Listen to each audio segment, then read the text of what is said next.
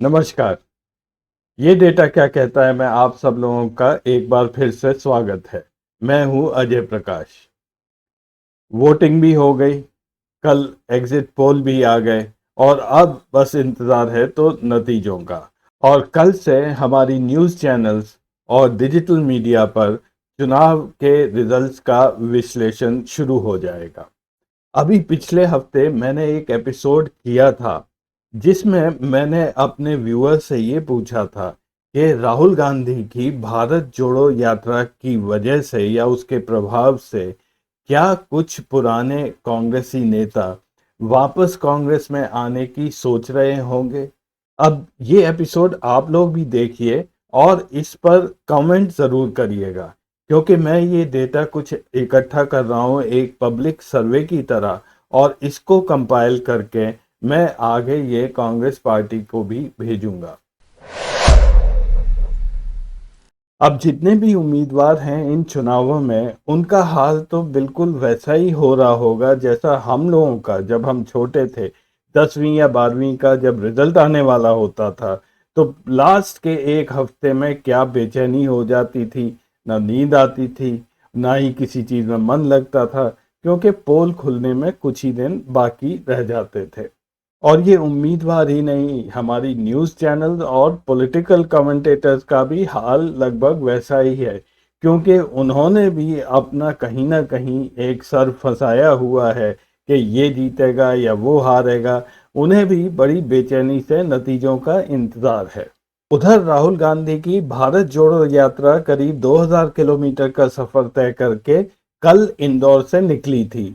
और अगर आप न्यूज़ देख रहे होंगे तो आपको मालूम चलेगा कि उनको एक अनप्रेसिडेंटेड रिस्पांस वहां पर मिला था, वो भी मध्य प्रदेश में, वो भी इंदौर में। अब इस यात्रा से कांग्रेस के वोट बढ़ेंगे, लोगों का नजरिया बदलेगा, ये एक अलग बात है। लेकिन जो घबराने वाले हैं वो तो घबराए हुए हैं। ना बोलते हुए कुछ बनता है और ना ही चुप रहते हुए। अब ये जो एक हफ्ते का समय बीच का है, मैंने सोचा कुछ मौज मस्ती कर लेते हैं। अगर बीजेपी वाले घबरा सकते हैं तो उन लोगों का आप सोचिए जो कांग्रेस अभी हाल फिलहाल में ही छोड़ के गए हैं, पिछले 12 महीने में या 1-2 साल में। उन लोगों को अब क्या लग रहा होगा।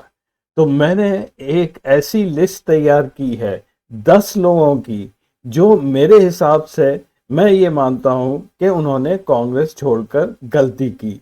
और शायद वो ये भारत जोड़ो यात्रा जो इतनी सफल हो रही है उसको देखकर कहीं ना कहीं शायद वो मन में सोच रहे होंगे कि चलो अब वापस घर चलते हैं।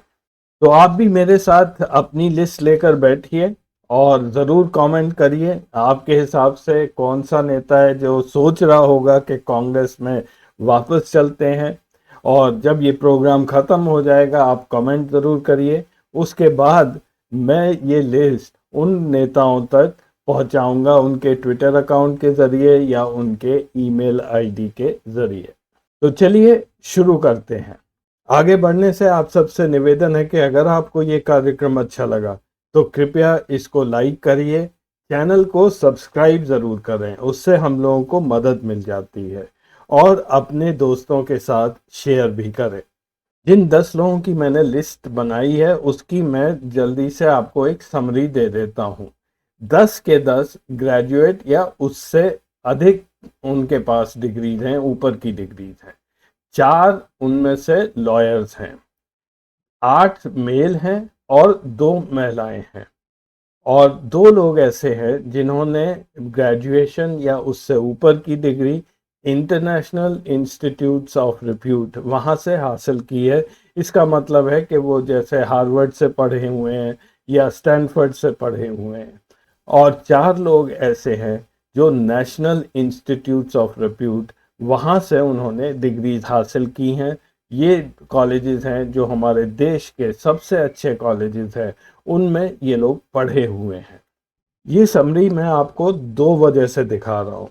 पहली चीज़ तो ये है कि जो भी इन 10 लोगों में से जिन्होंने बीजेपी ज्वाइन की है उनको ये समझ जाना चाहिए कि वो एक ऐसी पार्टी में गए हैं जहाँ पे पढ़ाई लिखाई या पढ़े लिखे होने का कोई मतलब नहीं होता है। और अगर आपने बीजेपी में कोई भी पढ़ा लिखा नेता ढूंढ भी लिया तो उनका आचरण और व्यवहार उनकी डिग्री के मुताबिक तो नहीं होता है। मेरे हिसाब से 10वें स्थान पर आते हैं रतनजीत प्रताप नारायण सिंह, या जिनको हम आरपीएन सिंह के नाम से ज़्यादा जानते हैं। ये 58 साल के हैं और पिछली कांग्रेस सरकार में मिनिस्ट्री ऑफ होम अफेयर में मिनिस्टर ऑफ स्टेट रह चुके हैं। पिछली लोकसभा में ये कुशीनगर कॉन्स्टिट्यूएंसी से जीतकर आए थे। कांग्रेस छोड़ने की वजह वो बताते हैं कि उन्हें प्राइम मिनिस्टर मोदी जी की विजनरी लीडरशिप और उनकी गाइडेंस बहुत अच्छी लगी, इसलिए वो कांग्रेस छोड़कर चले गए। ये आते हैं कुशीनगर से, जो उत्तर प्रदेश का एक सबसे ज़्यादा बैकवर्ड एरिया है, और इन्होंने अपने जब ये कांग्रेस में थे तो वहाँ के विकास के लिए कुछ भी काम नहीं किया था। आरपीएन सिंह दून स्कूल से पढ़े लिखे हैं और कुशीनगर की रॉयल फैमिली को बिलोंग करते हैं। अब जब से कांग्रेस इन्होंने छोड़ी है तब से ये कहीं टीवी वगैरह पे भी नजर नहीं आ रहे हैं। उधर क्या आप सोचते हैं कि भारतीय जनता पार्टी इनको कभी लोकसभा का टिकट देगी कुशीनगर से? वो लोकसभा छोड़िए, वो कभी राज्यसभा के लिए भी शायद इन्हें कभी कंसिडर नहीं करेंगे। तो ये शायद जरूर सोच रहे होंगे कि अगर वो राहुल गांधी के साथ भारत जोड़ो यात्रा में निकल पड़ते तो कहीं ना कहीं इनकी फोटो जरूर आ जानी थी। 9वें स्थान पर आते हैं अश्विनी कुमार। ये 70 साल की उम्र के हैं। ये बाई प्रोफेशन एक लॉयर हैं। Faculty of law Delhi university से एलएलबी किया, उससे पहले सेंट स्टीफन कॉलेज दिल्ली से पढ़े हुए हैं। अश्विनी कुमार 46 साल तक कांग्रेस से जुड़े रहे और कई बार वो मंत्री भी बने। इससे पहले वो यूनियन लॉ मिनिस्टर भी रह चुके हैं।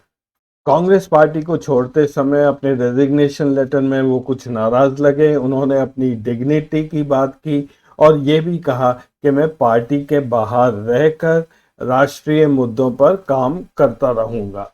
अश्विनी कुमार एक बहुत ही सॉफ्ट स्पोकन और एक सेंसिबल यानी कि बुद्धिमान व्यक्ति के रूप में जाने जाते हैं। कई टीवी डिबेट्स में वो अक्सर भाग लिया करते थे और बहुत ही अच्छी तरह से उनका आचरण रहता था।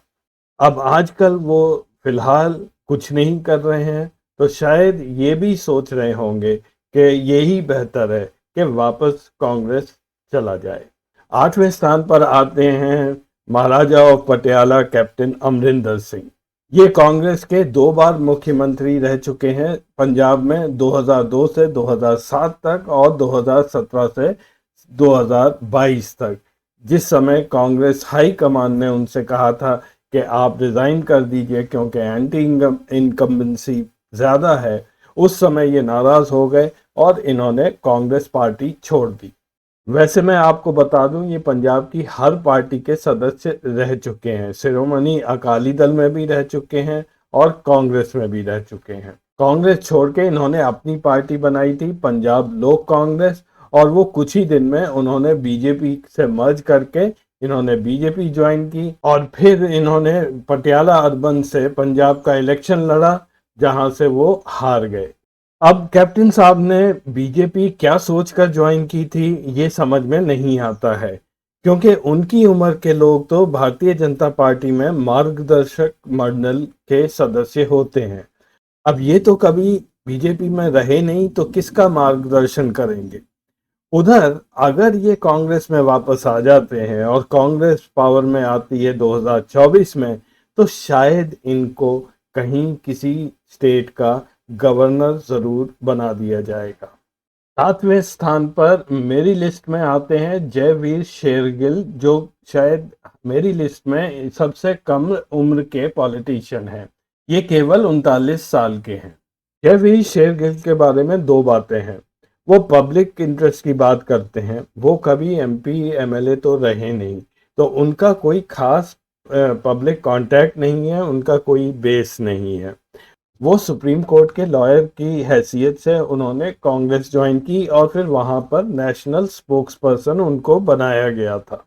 दूसरी चीज ये है कि उन्होंने कपिल सिब्बल के साथ ही कांग्रेस छोड़ दी थी। आपने उनको टीवी डिबेट्स में काफी बार देखा होगा, वो भी एक सॉफ्ट स्पोकन पर्सन है। उम्र उनके साथ है, तो इस वक्त उनका ही भला होगा अगर वो कांग्रेस में वापस आने की सोचते हैं। और छठे स्थान पर आते हैं 74 वर्षीय कपिल सिब्बल।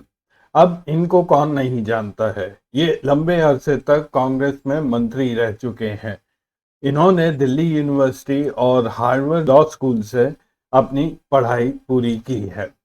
पिछले मई में जब इन्होंने कांग्रेस से अपना त्यागपत्र दिया था, तब इन्होंने कहा था कि ये विपक्ष में ही रहेंगे और लोगों को मोदी सरकार की गलतियों के बारे में निरंतर बताते रहेंगे। कहीं कपिल सिब्बल जी को ये लगने लगा था कि कांग्रेस से अब वो राज्यसभा के सदस्य नहीं बन सकते हैं। इसलिए उन्होंने एक ऐसी पार्टी ढूंढी जिसकी सपोर्ट से वो आजकल राज्यसभा के सदस्य बने हुए हैं, और वो है समाजवादी पार्टी। बात थोड़ी सी अजीब सी है कि एक कांग्रेसी नेता जो बहुत सालों से कांग्रेस में है, उसको अखिलेश यादव ने अपने पार्टी के लोगों को छोड़कर इनको सपोर्ट करके कांग्रेस का राज्यसभा सदस्य बनाया उत्तर प्रदेश से। अब उत्तर प्रदेश में फिलहाल कांग्रेस के केवल 2 एमएलए हैं, तो ऐसा भी नहीं था कि कांग्रेस ने समाजवादी पार्टी की सपोर्ट लेकर कपिल सिब्बल जी को वहां से राज्यसभा का मेंबर बनाया। 74 वर्ष के हो चुके हैं कपिल सिब्बल जी। कोई ऑपोजिशन पार्टी में जाने से इस वक्त उन्हें कोई फायदा नहीं मिलेगा। बेहतर है वो कांग्रेस में वापस आ जाएं और कांग्रेस की तरफ से जो केस सुप्रीम कोर्ट में लड़ने पड़ते हैं उनको वो लड़ते रहें। 5वें स्थान पर आती हैं राहुल गांधी की हम उम्र सुष्मिता देव। ये बीए हैं मिरांडा हाउस दिल्ली से, उसके बाद दिल्ली यूनिवर्सिटी से एलएलबी किया है, और बाद में ये कुछ दिन इंस of court school of law London और किंग्स कॉलेज में इन्होंने पढ़ाई भी की है। 2019 के पार्लियामेंट्री चुनाव में ये हार गई थी आसाम से। उसके बाद ही इन्होंने कांग्रेस से त्यागपत्र दिया और तृणमूल कांग्रेस इन्होंने ज्वाइन कर दी। कांग्रेस छोड़ते टाइम वो ऑल इंडिया महिला कांग्रेस की प्रेसिडेंट थी, जो कि संगठन के हिसाब से एक काफी बड़ा पद था। जिन लोगों को नहीं पता, मैं बता दूं कि ये वेटरन कांग्रेसी लीडर संतोष मोहन देव की ये पुत्री हैं। एक कांग्रेसी परिवार से आने वाली सुष्मिता देव कितने दिन एक सिंगल पर्सन ड्रिवन पार्टी में वो कंफर्टेबल फील करेंगी, ये पूछने वाली बात है। मेरे हिसाब से ये गलत पार्टी में पहुंच गई हैं, वहां पे ज़रूर सफोकेट अपने को फील कर रही होंगी, और इसलिए ये भी शायद इस वक्त खास करके जब भारत जोड़ो यात्रा चल रही है, ये भी ज़रूर सोच रही होंगी कि ये वापस आ जाएं और राहुल गांधी का साथ दें। मेरी लिस्ट में चौथा स्थान है प्रियंका चतुर्वेदी का, जो 43 साल की हैं। ये भी कांग्रेस में नीचे से इन्होंने अपना कैरियर शुरू किया, युवा कांग्रेस नेता थी, और धीरे धीरे ये काफ़ी इम्पोर्टेंट पोजीशन में पहुंच चुकी थी। हमेशा टीवी पर नजर आती थी, अच्छी डिबेट करती थी, और कांग्रेस की तरफ से उन्होंने हर जगह पैरवी की है। सोशल मीडिया पर भी वो काफ़ी एक्टिव हैं। नाराजगी उनको इस बात की है कि 2019 में जब चुनाव हो रहे थे तो यूपी में कुछ लोगों ने उनसे बदसलूकी की थी और उनको सस्पेंड कर दिया गया था, लेकिन बाद में उन उन लोगों को रीइंस्टेट कर दिया, जिससे वो नाराज हो गई और उन्होंने पार्टी छोड़ दी थी। ये प्रोफेशन से एक जर्नलिस्ट हैं और बॉम्बे से Narsi Mohanji institute of commerce से इन्होंने ग्रेजुएशन की हुई है। फिलहाल ये राज्यसभा की सदस्य हैं, शिवसेना उद्धव ठाकरे की पार्टी से जुड़ी हुई हैं। जो बात मैंने सुष्मिता देव के लिए कही है, वही प्रियंका चतुर्वेदी जी पर भी लागू होती है। ये सिंगल पर्सन ड्रिवन पार्टीज में ऐसे लोगों का, जो पढ़े लिखे हैं और कल्चर्ड हैं, ऐसे लोगों की जगह बहुत कम होती है। ये लोग सफोकेटेड फील करते हैं, इसीलिए मेरे हिसाब से ये भी कहीं सोचेंगी कि मैं कांग्रेस वापस चलूं। तीसरे स्थान पर मैंने लिया है 49 वर्षीय जितिन प्रसादा को। ये कांग्रेस के एक युवा नेता थे, यूथ कांग्रेस से ताल्लुक रखते थे। इन्होंने 2 चुनाव भी जीते, लेकिन 2014 और 2019 में ये कांग्रेस के टिकट पर चुनाव हार गए थे। ये उत्तर प्रदेश शाहजहांपुर से आते हैं।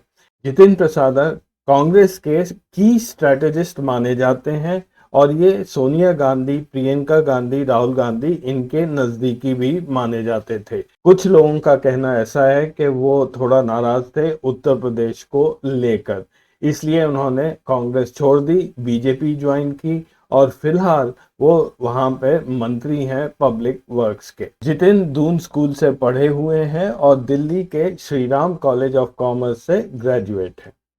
जितिन प्रसाद हमेशा सेंट्रल पॉलिटिक्स में रहे हैं और वो उन्होंने एक स्ट्रैटेजिस्ट का रोल प्ले किया है जिसमें वो सफल भी रहे हैं। अब ऐसे लोगों का किसी राज्य में मंत्री बनना उनके लिए एक बहुत ही छोटा काम होता है। ज्यादा दिन ये लोग यहाँ पर टिक नहीं पाते हैं। तो मेरे हिसाब से अब ये भी सोच रहे होंगे कि हम अब वापस केंद्रीय पॉलिटिक्स की तरफ चलते हैं। और दूसरे स्थान पर आते हैं 73 वर्षीय गुलाम नबी आज़ाद।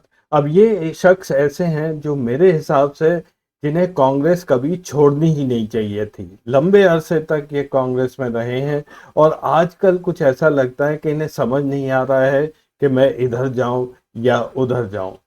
फिलहाल उन्होंने अपनी एक नई पार्टी बनाई है, डेमोक्रेटिक आज़ाद पार्टी। अगर वो कांग्रेस में बने रहते तो शायद उन्हें अगले चुनावों में जब वहां पर कांग्रेस जीत जाती तो वहां के मुख्यमंत्री बनने का उन्हें पूरा मौका जरूर मिलना था। और अगर वो ये सोचते हैं कि बीजेपी वहां चुनाव जीतेगी और उसकी सपोर्ट से ये वहां मुख्यमंत्री बनेंगे तो ये उनकी गलतफहमी है। और पहले स्थान पर जिसको मैं दिखाने जा रहा हूँ वो एक ऐसे व्यक्ति हैं जिन्हें ना तो पैसे की जरूरत थी, ना ही प्रतिष्ठा की जरूरत थी और ना ही मंत्री पद की जरूरत थी। केवल वो इसलिए उन्होंने पार्टी छोड़ के बीजेपी ज्वाइन की कि तत्कालीन मुख्यमंत्री उनसे उनकी बनती नहीं थी, जल्दबाजी थी कि मैं मुख्यमंत्री बन जाऊं।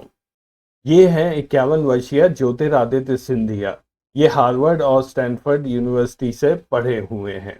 कांग्रेस में ये एक इंडिपेंडेंट मंत्री थे, लेकिन अब और मंत्रियों की तरह जैसे बीजेपी जैसे ट्रीट करती है वैसे ही ट्रीटमेंट इन्हें भी भुगतना पड़ रहा है। अब कितनी देर ये वहां पर अपने को एडजस्ट कर पाएंगे ये देखने वाली बात है। उधर ये अच्छा मौका है इनके लिए, जब भारत जोड़ो यात्रा मध्य प्रदेश से निकल रही है तो ये भी उसमें किसी ना किसी तरह जुड़ जाएं। तो ये थी लिस्ट 10 लोगों की जो मेरे हिसाब से ये ज़रूर सोच रहे होंगे कि अब हम कांग्रेस वापस चलते हैं। आप भी अपनी लिस्ट बनाइए, कमेंट्स में नीचे लिखिए और फिर हम कंपेयर करेंगे। देखने के लिए धन्यवाद। नमस्कार।